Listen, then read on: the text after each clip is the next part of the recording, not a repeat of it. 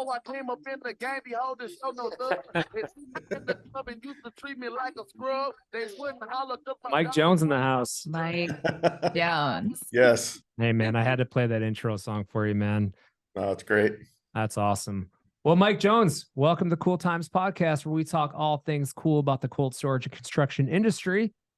Your host today, the one and only business and life partner, Jenna Free. I am Vince Free, and today we have the wonderful and extremely talented, Yes. and also a hell of a good time, Mr. Mike Jones. Welcome. Hey, thanks, guys. Appreciate the invite. Glad to be here.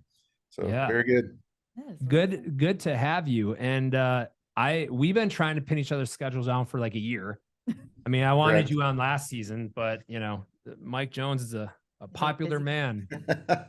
No, I appreciate it. I know we have tried that, but yeah, all good, gang. Appreciate the invite and continue the discussion. So That's awesome. Well, there's a lot of first-time listeners out there that might not know who Mike Jones or who Primus is. Primus Builders Design. They wouldn't know who Mike Jones is. So tell us a little bit about yourself, your company, what you do for Primus, and our industry. yeah, very good. So Michael Jones, I'm a registered architect. I am president of Primus Design Services. So I'm we're the design component for Primus Builders, a pretty big player in the cold storage industry. Anyone that's involved in the IARW, the SEBA, anyone related to GCCA would know our name. And again, pretty significant, contributed to a lot of the projects with a lot of membership. Company Primus is 22 years old. We've had the design company officially branded for 17 of those. Had started my own firm prior to actually branding it as a Primus business, and just kind of saw the synergy of us being a true design builder and having an in-house capacity to do that. Made a lot of sense for us, from a corporate standpoint, to say, hey, we're truly an integrated design builder. Some firms that are out there, have partners, and obviously great partners with many of the construction companies, but we're truly integrated in-house, same buildings, only different ownership names because of the legalities of owning the companies in Georgia. But other than that, fully integrated company with builders. That's Probably, awesome. Yeah, go ahead. No, that's amazing. And in regards to your working with, Primus, let's call Primus, design build, you got the construction side. Okay. And then you got the design side. And I know there's other self-performing entities that Primus is doing now too, or has been doing. Yes. Yeah. So we have our thermal division. So we do install our own insulated panels in the floor insulation. So our goal is to try and get full control of the thermal envelope as much as possible. We've done a little bit of roofing, but really have kind of pulled back from that as of recent. Wasn't something we could actually get enough traction in to make it make sense. So we do have a lot of great partners. And then also we have our solutions group, which handles anything that we do with regard to automation. So it could be something as a simple conveyor line and a palletizer, stretch wrapper, to full-on systems, full ASRS systems, layer picking, and anything else that might be involved in a material handling project relative to cold storage. So yeah, that group sits in Charlotte. Primus, our offices headquartered in Woodstock, Georgia, so just north of Atlanta. And then our self-perform guys, of course, they travel with the company wherever we go. We work pretty much entirely throughout the U.S. You name it. If we have a good relationship and it makes sense, we're going to go there, like a lot of the good partners in the GCCA do. And been able to build some very quality relationships over the years with many of the membership in the group. How many projects you guys doing at a single time on average? Vince, we probably have 10 to 15 in various stages. Some might be just starting construction, some might be in the middle, and some toward the end. So there's a little bit of overlap. As you know, the cycle of a project yourself, You kind of see that, you'll get a couple of them going. Once those start taking off, then the business development guys are bringing new opportunities that start germinating.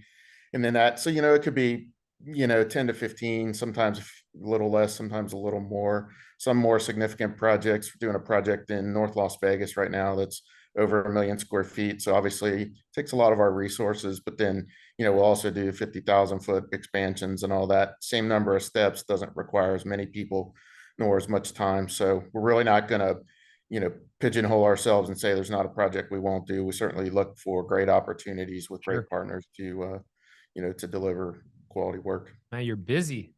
busy designing a lot of stuff.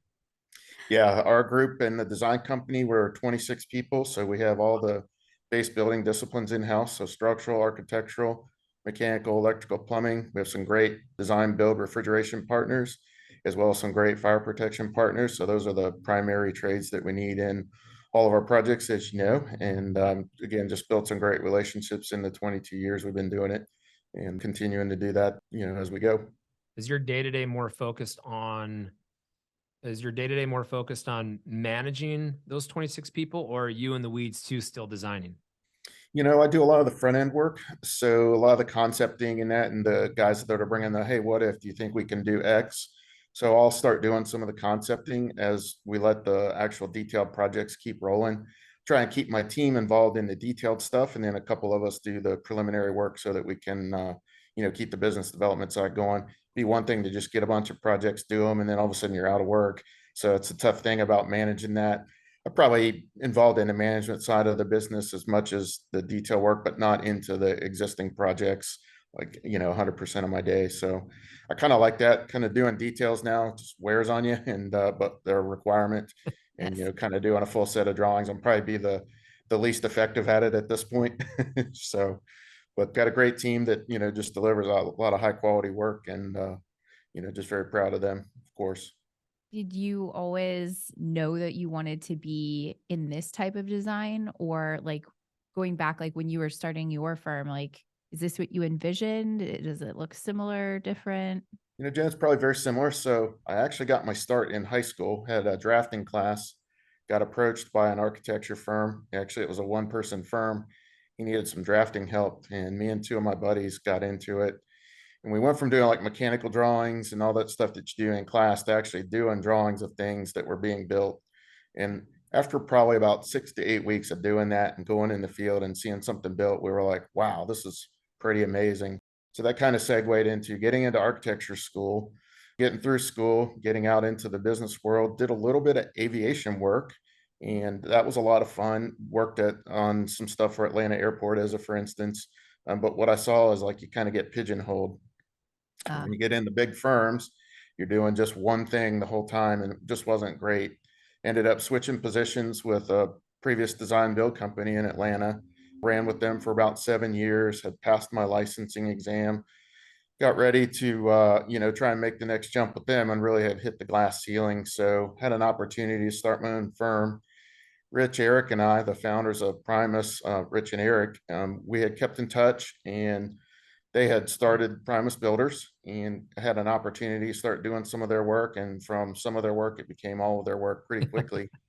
And it just kind of just started snowballing from there. So, jumped out on my own, had a big loan that I had to pay back, but was in control of my own destiny, and, ready to just take on the world. And thankfully, here we are, still going strong. Yeah, so we just kind of found some similar work and just tried to maximize the opportunity of relationships that we were developing to then carry that forward. And like I said, just very proud of what we've been able to do in the 22 years with a lot of great people that have worked with us, people that themselves that have went on to do great things for themselves, like yourselves. So Yeah, absolutely. And as far as thermal design goes, that I feel is an always evolving design and details for cold storage. However, at the end of the day, vapor drive is vapor drive, right? And thermal details have to be a certain way. But I feel like there's a lot of architects out there. We've had Kate on the show, and she's fantastic. We're Malcolm, and they design things different than I've seen your plans, and you design things different. So how do you feel about the overall concept of thermal design, and how do you feel? Is it going to be continue to change? Do you think there's one way to always do it? What's your opinion of that? Yeah, so we're pretty lucky with having an in-house resource with our thermal division. We can challenge a lot of things, right out of the gate. So we've spent a fair amount of time working with the field teams on, hey, is there a better way to install a detail that's still going to give you the same performance? And so we see that the details evolve, not significantly like change from a red to a blue, but you definitely see evolution of the details as they're presented. And again, we've got some details that have been on the drawings the same way for 20 years, and we've got drawings right now that we're challenging our door wraps as a, for instance, we saw one way, but then we see Yeah. in the field, they'd rather just do, a different way. So Mhm. for instance, taking the HDPE, they're like, no, we don't really want to do that because now the fasteners are exposed. We'd rather do the wraps. So anyway, just, yeah, constant evolution, and we get to really challenge that. We're Mhm. lucky in the fact that we have our internal team. I could imagine some of the other, design builders, maybe they have to, kind of do that on their own and not really challenge their teammates and their subcontractor base, where ours, from that perspective, internally, we get a great opportunity to do that. The details, again, a lot of tried and true stuff. Let's say 80% of it's, been consistently tested, and don't want to reinvent the wheel, but looking at different ways to deal with thermal expansion and actually seismic isolation in freezers. Very tough thing to do, to make a building flexible in a high seismic area, but also keep it from building ice. And I think you're Yeah. probably very familiar with that as a trade partner trying to do that. It's tough stuff to do. So yeah, just an evolution of, probably 20% of the content, and then really just making sure that things are easy to install, but they're also effective, they're cost effective, and that they, like I said, control the vapor drive, keep the building cold, and keep the Mhm. moisture out. Yeah. Cost effective, definitely. Designing door jams and details, high speed doors. I mean, we talk about it I all feel the like we time. talk about that a lot. Yeah. Yes. Are you just bucking the internal opening? Are we using pressure treated lumber? Are we going to use plastic lumber? Why do you even need to? We had Chase Deaton on recently, and we talked more about, what detail do they prefer around a high speed door opening? And most of their doors are weight load bearing to the floor, and they don't really put a lot of stress and pull on the wall panels, right? Right. So, some people want you to double case the IMP wall and wrap it and do all these crazy things. And, I always hate going into plants and seeing like the huge crush plates on the backside of doors.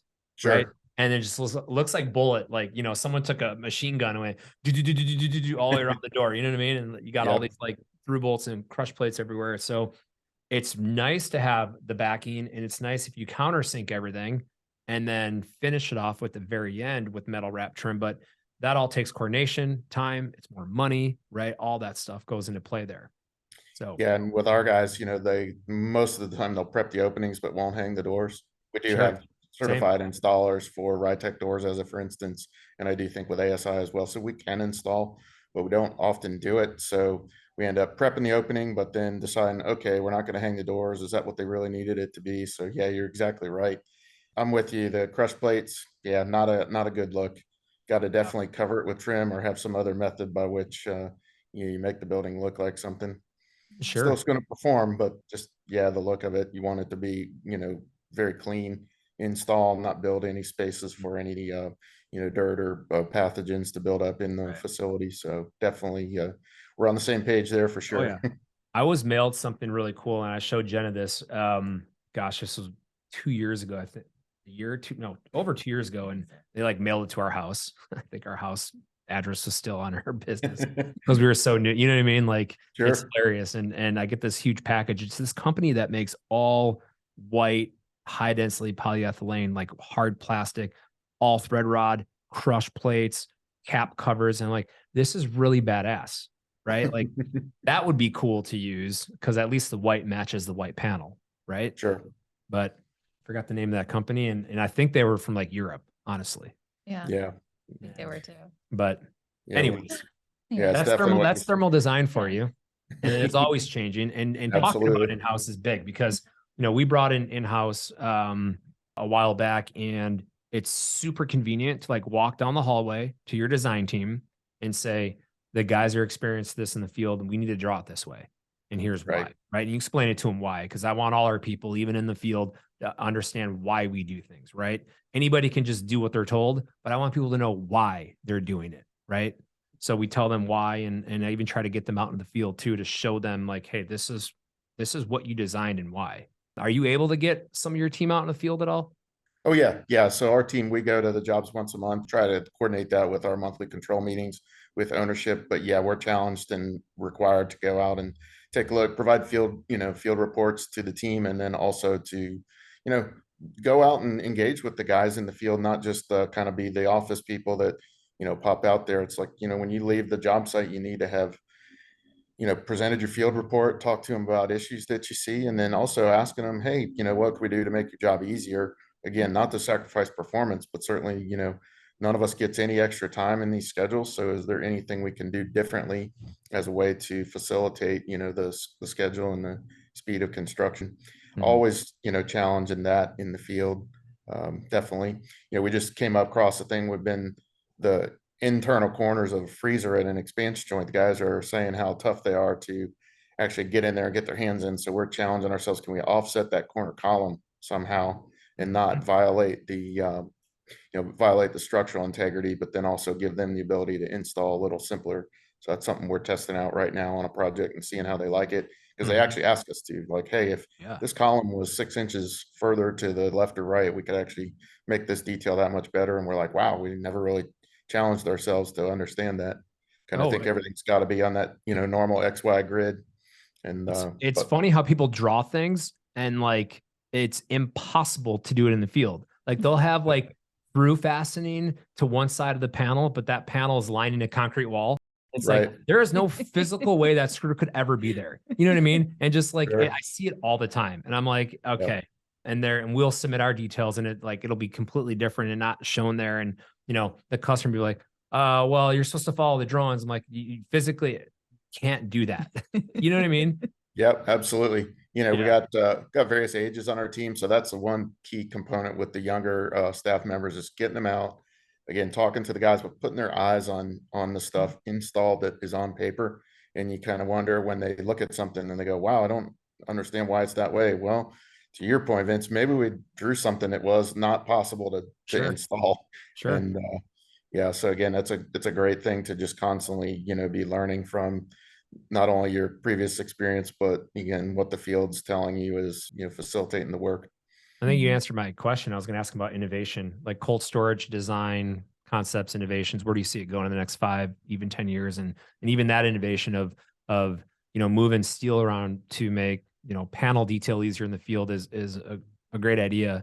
Any other innovations, concepts, whole building design concepts you see change in the next 5 to 10 years? Well, I think, automation's really hit this industry pretty hard in the past, let's say 5 years. So with our internal solutions group, we're looking at buildings that are approaching 150 feet tall. It's difficult to install panels, 60 feet, let alone 120 and 150 in the air. So we're really challenging, stack joints and how those are installed, but just constantly really looking at, if I was out there having to do this myself, what would it take for me to actually be able to deliver and put this, detail in place? Constant, challenge of that stuff. Expansion joints in a high rise where you've got a lot of sway in a rack supported building, but then you've got a very stiff structure below. How do you mitigate those two? Very challenging design problem. And we're learning. We're learning by doing. We're learning by modifying every one we've done and making the next one better and figuring out different ways to do that. And then, really just kind of seeing, is there just a better way? And, relying on the team as a whole to say, there's a lot of collective knowledge in the group. Let's put our best, 10 answers or 10 parts of this answer together and make one really good answer for something. And doing a pretty good job of that. Again, it's going to take each job and learn from it and try and make something better, have it perform more effectively the next project, and carry that, through the team. Yeah. Cool. So you've been in this industry for a long time. Yes. We're talking a lot about where things are going, what we're seeing now. Are there any things from when you started to now that have changed or evolved that we're like, wow, this really changed what we were doing or how we were doing it? Like, this is going to make what we do moving forward so much better. Sure. Yeah, Jenna, great question. I would tell you that for Primus as a whole, as a company, we're trying to push the cutting edge envelope of technology. So when the design company started, we were straight AutoCAD, didn't really think, too much about going to 3 dimensions in our design drafting, collection portion of that.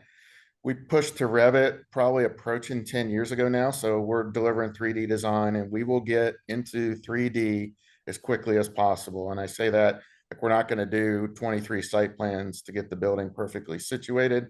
But as soon as we are getting close to a solution, we start into the three-dimensional design aspect as quickly as we can, because we're going to have a lot of other opportunity in the construction team to leverage that database of the building information that we can then utilize.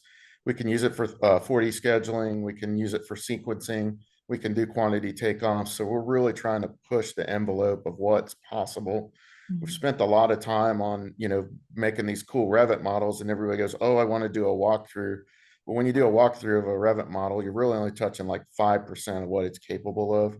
So at Primus, we're pushing construction BIM really hard to try and leverage the machines that can think really quick and give you answers by giving the right questions to the machines to then get the output that we need.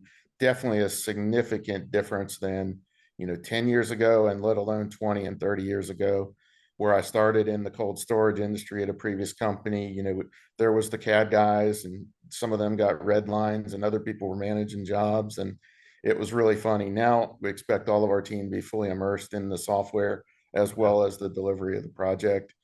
And again, once we do this really, excellently detailed Revit model, and we create construction documents from it, then we can leverage it from our pre-construction and our estimating teams, and then as well in project management. We do push our models into a program called Assemble, and that allows us to do quantity takeoff, but it also allows us to do revision comparisons. So you can really get a much better handle on what happens when there's change in a project. You can see it from a quantity standpoint. And then if you've got it in a 4D schedule, you can say, okay, well, we didn't get to a certain point in time like we should. What's this change going to do to that?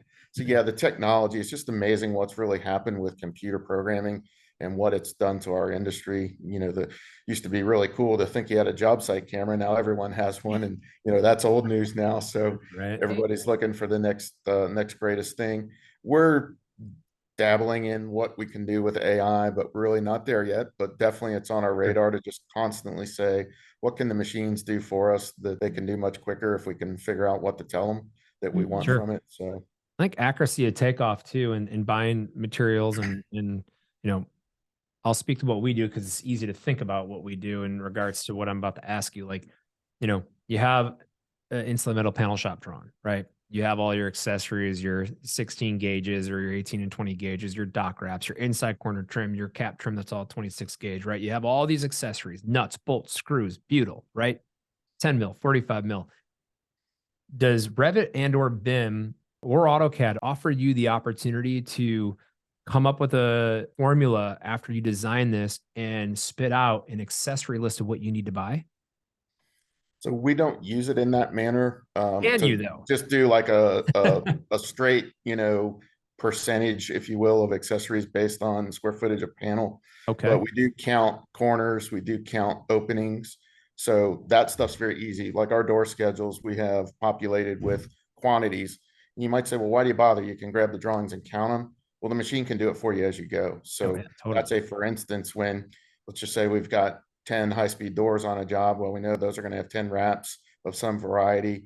And then when you get a shop drawing and it only has 8 doors, you're like, that's funny. My count from the model said that it's 10 doors. Why did they only show 8? So you can really kind of dive into what the content of the information is. Sure. And then do that. Yeah. You missed the crash openings from the cold dock to the outside, or the overhead door, ramp door. You know what I mean? Yeah. There's a bunch of that stuff. Our pre-con team's really taking advantage of the takeoffs we give them out of. It used to be you would never want to trust a steel takeoff out of a Revit model, but we've kind of dialed it in we're pretty tight on that now. You can't model the joist specifically because each of the joists is going to be manufactured slightly different from one manufacturer to another, but you can certainly get in a range and say, well, I know it's 100 tons of joist, not 500, or the other way around, and really see who's, in the ballpark of what you're looking for. The machines, again, they can just do so much for you that it's a shame not to utilize what they can. Anything that you can count in a Revit model. So we do, and things like that. That's awesome. Well, let's go a little broader here and talk about like the industry as a whole. With you having been in it for so many years, what is maybe something you love about the cold storage, about what we do in our industry? What I love the most, Jenna, is the people. So it's a big group, but it's also a pretty small group.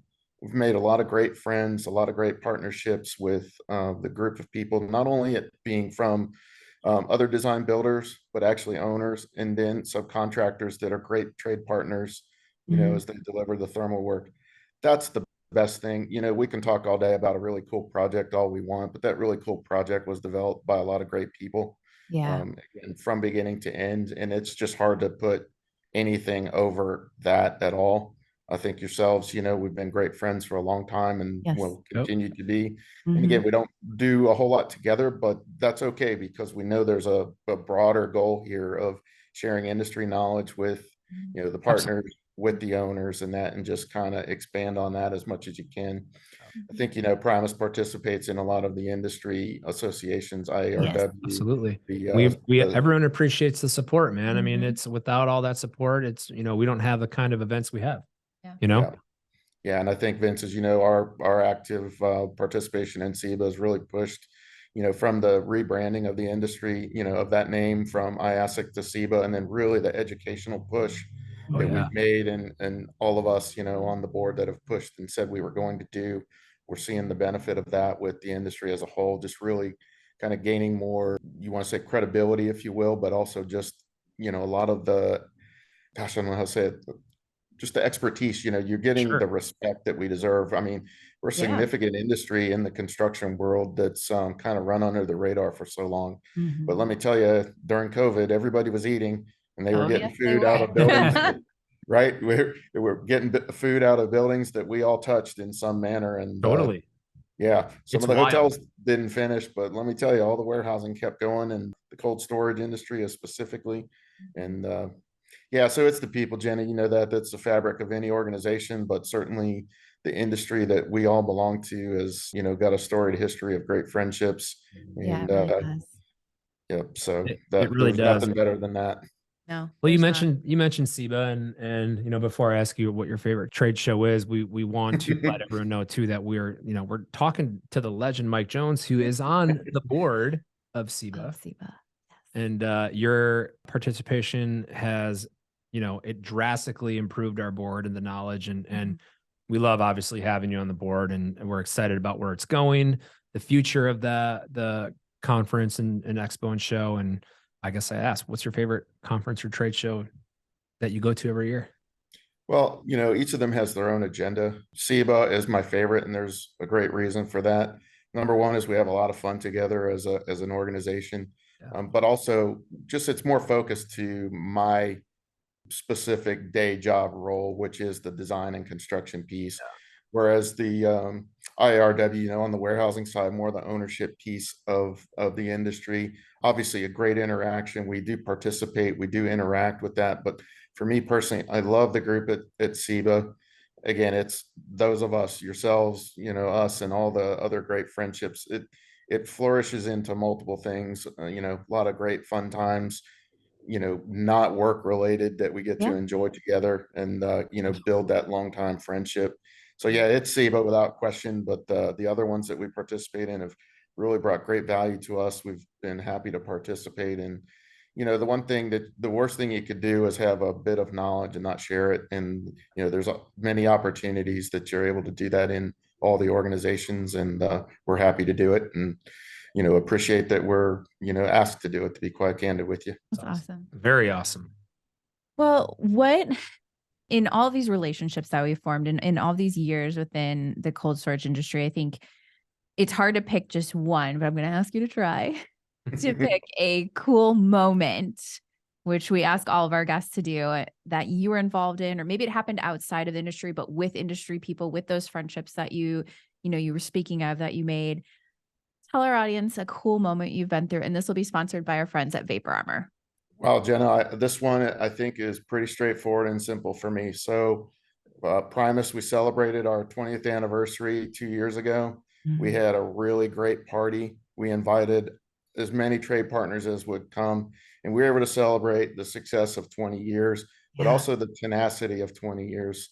As you know, getting started, when I started the design firm, it was September 11th. We know what that year was like. Oh yeah. 5 months into my business, I was watching that on TV, wondering what was going to go on. And Mhm. 22 years later, we're still going. So we've had, the tenacity to keep going through thick and thin, not abandoning projects, not abandoning clients. Yeah. So really standing on stage in front of our peer group in the company and a lot of the industry partners that were there and saying we've got a 20-year, notch in our belt was just tremendous. A lot of great things happen in your life, but that was a big one for sure. Definitely a cool moment to Dude, be able to reflect on all of that and celebrate it. Yeah, that's exactly what it was. A great celebration of, all the people that have come and gone in the business and the people that are still there and just everything that it takes, as you all know, to just start something from scratch and turn it into something. And yeah, it was an amazing moment. I love it. Very So, cool. You guys have a hell of a squad, that's for sure. So let's chat a little bit about the business development side. Mike, this is my favorite question. I like to challenge everybody and ask them, if I were, a cold storage client walking through the front door of Primus and I say, Mike, I'm trying to build this project. Why should I buy from you guys? Why should anyone buy from Primus? Vince, I think we stand behind our word. Like I said, the best thing you can do is, do the right thing when nobody's looking. And Mhm. we I have love not that. had every perfect project, but Yeah. I think we've built a lot of great relationships with industry partners. So it's really just what's going to happen when you can convince someone that you're the right person to work with them. I will say that from our side of it, we actually vet our clients as well. We have a scorecard that we run through and we Wow. look at an opportunity and we say, does this really make sense for Primus? So again, we want to build long-term relationships. We don't just want to, crank out projects and, Right. if you're one and done with a client that does multiple projects, you've done something wrong, even if you made money. And that's not really what we're after. So our thing is, really kind of connecting at the beginning with a potential opportunity, working through the pre-construction effort, and then getting to a point where that they are convinced you are the right team member that can deliver their vision for the next run of their business, be it a small Sure. guy who's doing his first greenfield or someone who's got a multi-step program where they're going to spend many hundreds of millions of dollars, in their program development. So I believe we do what we say, and that's a key thing to do is just make sure you're under promising and over delivering, not the other way around. Mhm. So Mhm. I agree with that, my guy. I agree. I spent some time at Primus. I agree Yep. with that. I sold a project for y'all, Tankersley, right? Yep, Talked about that. absolutely. Shout out to Eric Gunderson. I mean, that guy's a beauty. And actually, that project specifically was Alta Expert Unit number 001. Yes, that's Number right. My one. boy Eric Brown, Alta. That's 100. Yeah, Right. we joke So about that all the again, time. Yeah, you know, and the that was a badass project. But what was cool was seeing, from cradle to grave that entire project, right? And I didn't have a ton of experience at the time watching a project from moving dirt to the end and being under Gunderson and that guy is such a good time too. I mean, you can't not hang out with the guy and like laugh your ass off, right? I mean, he's mellow, True. he's a good time, but he's he knows so much, he's so knowledgeable. One of the best sales guys I've ever met personally, and you guys did exactly what you said. I mean, you guys ended up doing more projects with them after, like years later. I mean, you keep a client and they're your guy, Build that relationship. built Yeah. that relationship. Yeah, that's the key. Again, I don't want to say anyone can do projects they can't. We're all very specialized industry experts, but if you're one and done, you've done something wrong, even if it was profitable. So yeah, you're absolutely right, Vince. Seeing a project from beginning to end and then convincing them that, as you were the right person, you get to the end of that project and you get the next opportunity to compete for their business is the best reward you can get. Mhm. Mhm. Totally. I imagine too, being the person who designs it, to see it go from paper, even though I Sure. know we do it Sometimes napkin. napkin, Yes. from that to being able to stand in front of it when it's done. There's got to be such a feeling of fulfillment that comes from taking that and seeing it in the real world. Yeah, for sure. So Jenna, what I have to say with the newbies in the group, we create shadows. So Oh, at the end of the day, there's a building standing and there's a shadow from the sun. That's something that we did. So Yeah. like you said, we've got these pieces of paper that almost mean nothing to some people. And then Yep. when the day is out and they become as-built, they mean a whole lot. And Sure the do. tangible evidence of that work is standing right in front of you. So yeah, it's amazing. That's actually what got me into it. Yeah. When I got my architectural job in high school and I saw something actually built from the pieces of paper, I was like, man, this is pretty neat. I got to get It's into this, cool, and man. figured out how to go to school for it. So Yeah. Mike, have you ever had like a cold storage client at a conference and talking design or layouts and like literally took a napkin and like said, hey, have you thought about doing it this way? oh yeah, I keep a roll of tracing paper in my backpack for a reason, Vince. That's You awesome. know?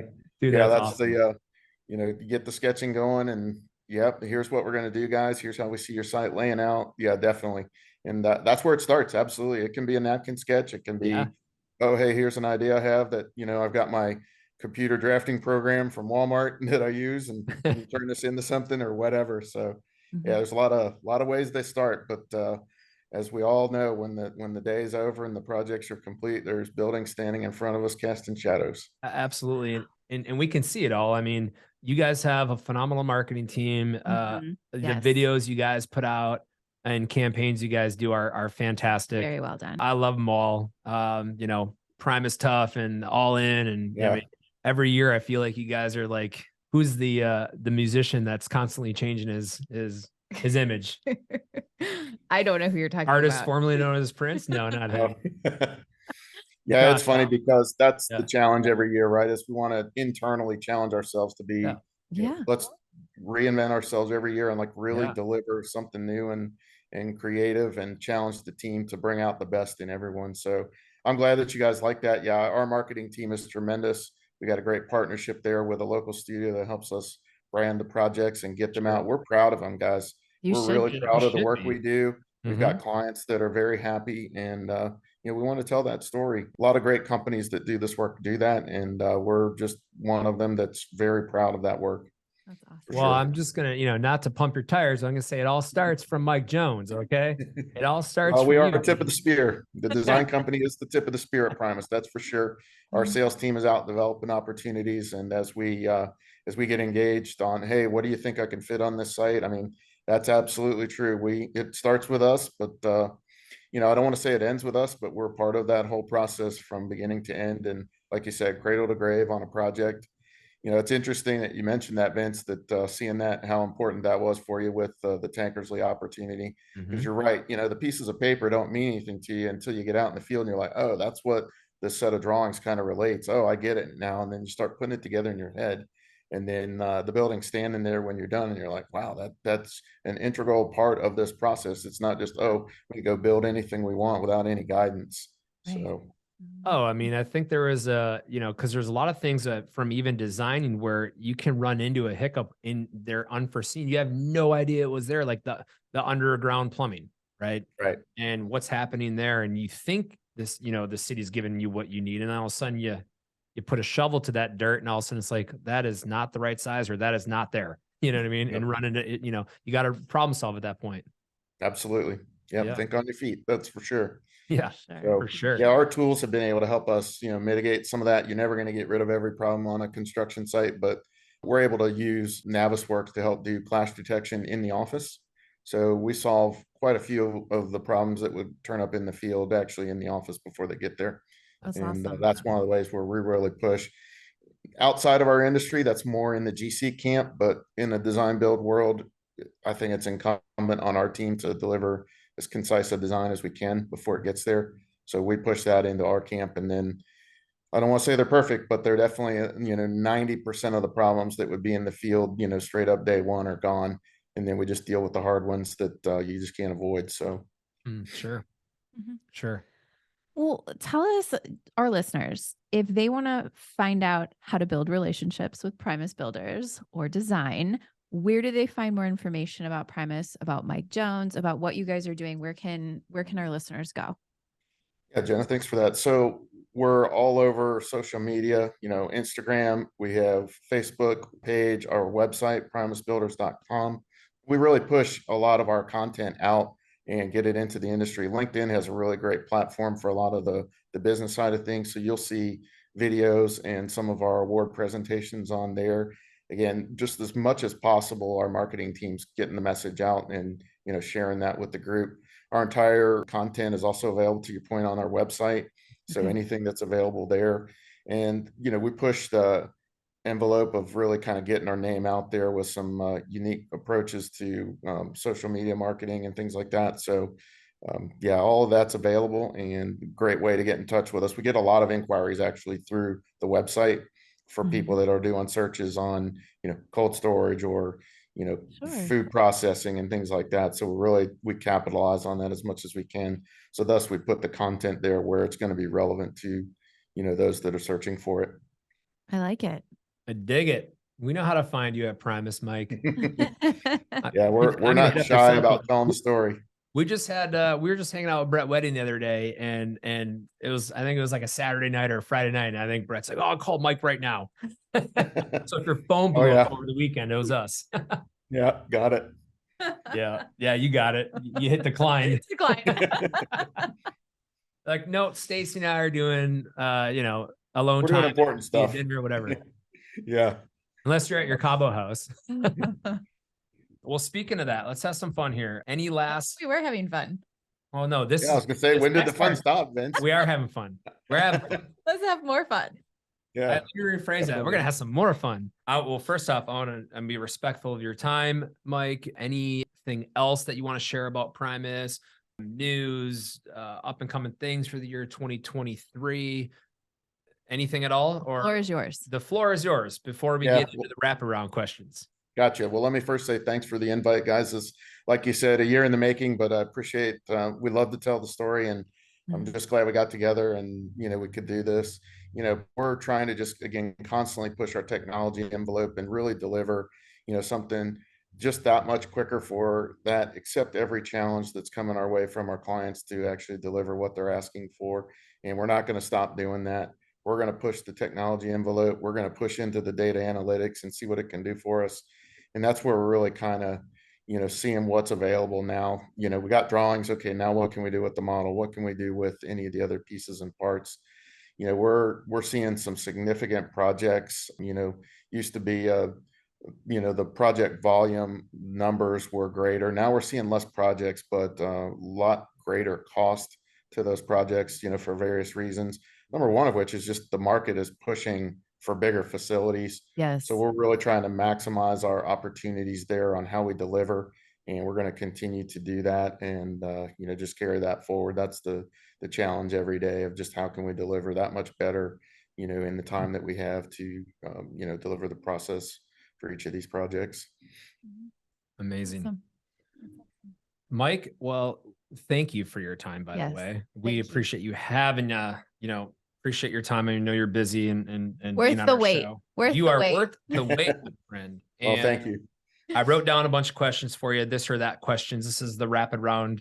Excellent. Rapid This is a round. cool rapid round question sponsored by our friends at Rytech High Performance Doors. You're looking for a cold storage high speed door? Well, if you got a cold dock freezer expansion, you can use the old Rytech doors. I love it. That was a Matt Hirsch plug. All right. So they're this or that questions, and Here. you don't have to, you have to pick one of them. Like All one right. or the other, one being your more favorite. You might like them both. Okay. Fair? All right. Perfect. I can do this. I can make decisions. You have to every day. Well, hopefully this one's an easier decision for you. Okay. So Coke or Pepsi? Coca-Cola, sir. I live in Atlanta. Okay. Ocean or mountains? Ocean. Mhm. Winter or summer? Summer. Beachside or poolside? If you make me pick, I'll take the pool, but I like both. Yeah, true that. Cold drink or cold beer? Probably a cold beer. Bahamas or Cabo? That's just cheating, but I'll go Cabo. I knew it. I knew it. Yeah, Are you tricky. a ground up project guy or a box and box project guy? Ground up.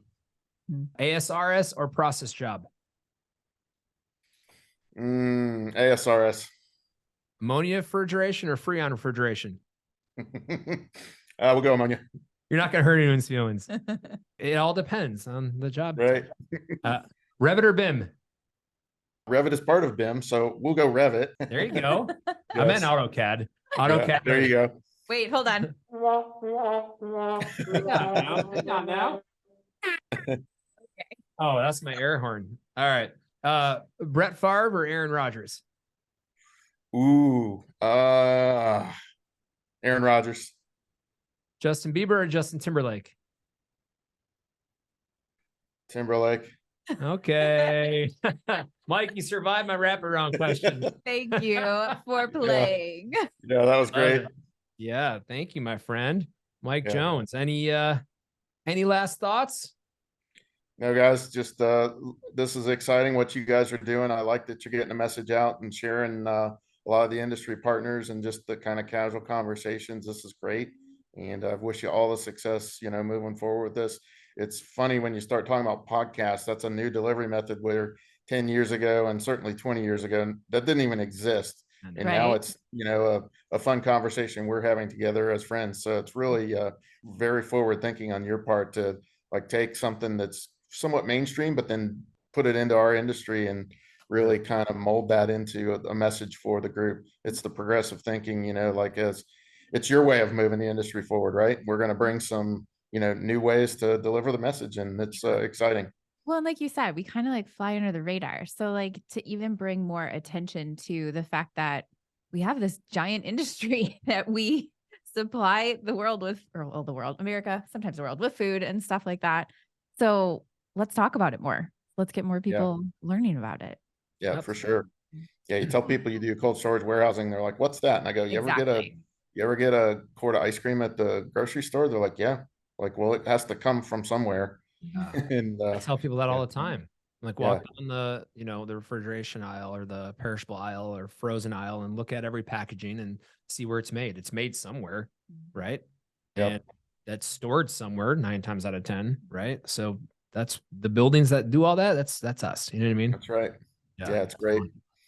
So Cool industry. very good. Well, Mike, thank you for your time again. We appreciate you having on the Cool Times podcast, and all our listeners out there. Thank you very much.